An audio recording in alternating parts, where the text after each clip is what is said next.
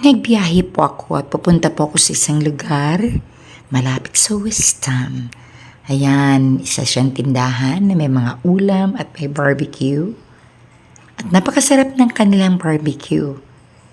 Ayan po ang kanilang mga itinitinda. Iba't ibang barbecue. At ang sarap din nilang magtimpla.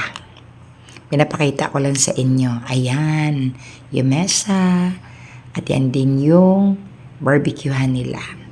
Ito yung space para sa mga kumakain. Ayan, medyo malaki naman siya. Ganyan din ang kanilang sari-sari store. Meron siyang space sa baba, ayan, na pwedeng paglagyan ng bed. At yan yung refrigerator. Sa likod naman naka-display meron silang lutuan. At doon banda sa may pintuan sa likod ay may CR. Meron din ditong water machine. Ayan, diba? Maluwag naman siya at maganda. Maaliwalas ang paligid. Kaya tingin ko mabenta dito. Kasi nasa tapat lang naman kasi siya ng napakagandang school, ang Wisdom. Kaya ayan, napakaganda niya.